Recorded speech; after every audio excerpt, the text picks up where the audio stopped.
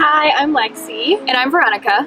And we're with the Bend International Church of Christ, and we came here on a mission team, and we have 10 tips for anyone thinking of joining a mission team. So tip number 1, capture the memories.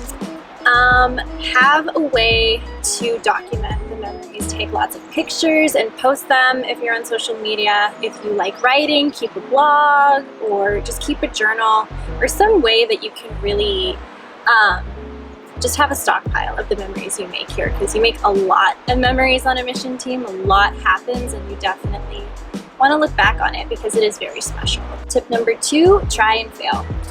Yeah, so you come out here and you have all of these different expectations of what things are like. You expect life to go a certain way, and then you get hit by a quarantine, or you have a whole bunch of different changes that cause people to come in and come and go. But you have to just try. You really just have to try and just do what you think Jesus would do. And if you fail, then you fail. We're never going to be like Jesus, but we're always going to try. We're always going to work harder and be more like him. And so I think it's so important to just try whatever it is that you're thinking, even if you know you're going to fail. Even if you think you're going to fail, you never know where God is going to step in for you. Tip number 3, don't compare your team to your previous church. Yeah, this is a very big one because a mission team is made up of a lot of people from different churches, from different backgrounds. You know, we're all used to a different style of church, and those are great things to bring to the table, but you shouldn't expect everyone to understand where you come from or be willing to conform to those ways. So just be flexible with the way that people were raised or the church that they come from, because you are on a mission team to start a new church. So you are going to lay a new foundation with the people. And you're going to take what you learned from your previous church and build upon that. But also important to remember that the church is a body made of different parts. And so accept the differences in other people, but also remember that your purpose is the same. You all have the Holy Spirit, and that should be enough to really build a church on. Tip number 4 is enjoy the honeymoon bonding phase and brace yourself for culture shock. Yeah, I think this tip goes along very well with the previous tip of, you can't bring your expectations of what the church is going to be like based on what your old church was like. And so with that, embrace all of the new faces, embrace all of the new culture, really be prepared to be faced with something different than what you're used to. The way that you're used to doing church is not going to be how you do church anymore. So many of us come from large churches that are really... Yeah, it's a big transition to go from being in a large church that you love so much that you may have been raised in to coming into a small church that it's just a few of you, and you have everyone there with you, and it's just a completely different culture. And so you have to really embrace that and enjoy all of the fun that you have. Enjoy all of the fun that you guys are going to have getting to know each other and really build those close bonds, build that close relationship, and just really enjoy being a part of where you are now. Tip number 5, get rooted in the community.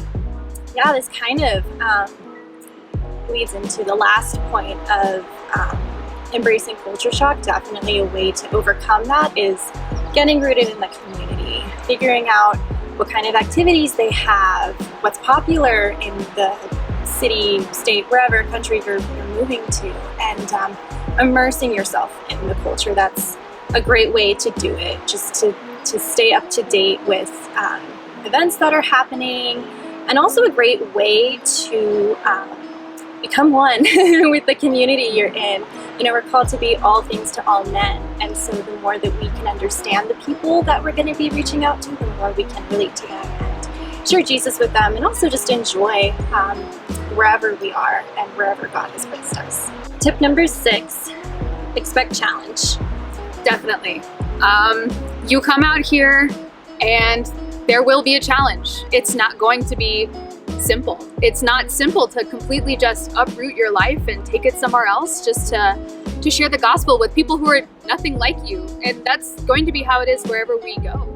Everywhere we go, we're expected and called to be people who are like Jesus and not people who are like the world around us. And with being part of a new community of believers. Even it's a completely different culture. It makes you think about, you know, how the Jews and the Gentiles, when Jesus first came onto the scene, you know, these two cultures needed to meld together, and that's a challenge. That was a huge part of what Paul wrote to the churches, was explaining how this is going to be a challenge. And I know for me personally, that's been some of the biggest thing, is challenge in relationships. But God has blessed it so much just by calling us to be righteous with each other, just by calling us to just remember that that's what we have in common.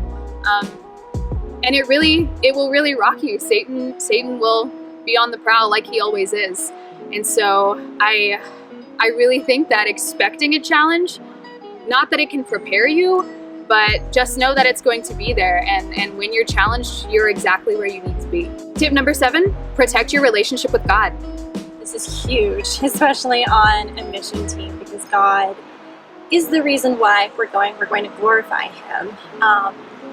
And He is going to be the thing that will sustain you and give you everything you need. He is our ultimate and infinite source of strength, energy, courage, you know, everything that it takes to join a mission team, that comes from God. And so really protecting it and prioritizing that time, making sure that you're getting quality time in the Word and in prayer, and maintaining a relationship with Him, you know, walking with Him, because He is the only thing that's going to make this mission team work. And that does take intentionality on our part of just going to Him and being real with Him and just seeking Him continuously and constantly in our lives. Tip number 8, remember your why. This is a huge thing. This is so important. It's your motivation. It's like becoming a disciple, and no matter where you take your life as a disciple, you have to remember your why, and your why should always be Jesus. It's because of Jesus's love. It's because of His love for us. It's His love for us. It's His love for the lost. It's His love for whatever community you're moving into. It's not about just uprooting your life and taking it somewhere else. It's not about you. It's about Jesus. It's about bringing Jesus to that community. It's about being Jesus to those who really need Him. And you've been called on this mission for the rest of your life, and you've been called on this mission to seek and save the lost. So yeah, remember that. Remember that Jesus fills in where we can't. You know, Jesus is that power where we are weak. And if you just remember that He loves you and He's here for you and He's growing you, then you can do this. You can do any of this. Tip number 9, pray specific prayers. So for me, when I was coming and making my decision on where to come for my mission team, I had to pray a lot of really specific prayers. God moved so powerfully in every single one of them. God really blessed what seemed like a hard situation. I was in a car accident before I moved here, just probably about a year before I had made my decision, or before I had made the move. And part of that car accident, lots of details, but at the end of it, that whole situation helped me decide, okay, I'm moving to Bend, Oregon, because God answered my prayer in this way, and this way, and this way, in order to show me that that's where I needed to be. And God has been so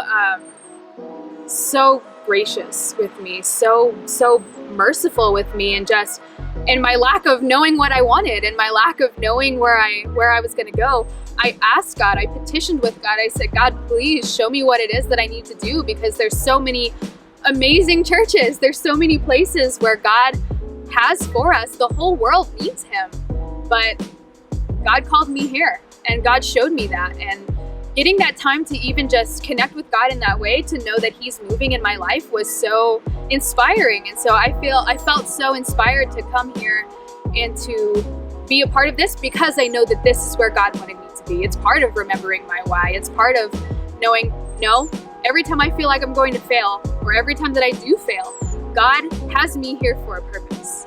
Tip number 10, let God lead your decision and establish your plan. Yeah, the Bible says a lot in Proverbs that God is the one that establishes our plans and establishes our steps. And so when we're on a mission team, we're often stepping into the unknown, the unexpected, unpredictable, and ultimately God is in charge of all of that and in charge of orchestrating all of that. And something that really helped me even before coming on a mission team, deciding where I was going to go, was praying and fasting and just surrendering that to God and letting Him make the decision for me. And even on the mission team, letting God lead you to whoever He wants to lead you to whatever job He wants you to be in, where He wants you to live, just every single detail of your life, really giving that over to God, because that is His role. And when we do that, amazing things happen and we just see Him move in incredible ways. But it does take being able to surrender and submit to His plan for us. If you're interested in joining a mission team, check out the 1-year challenge link down below. There's information on house church plantings, campus internships, supplemental mission teams, and there's also a survey you can take to make sure that you land wherever is right for you. Thank you for watching. Be sure to subscribe to our YouTube channel for more content.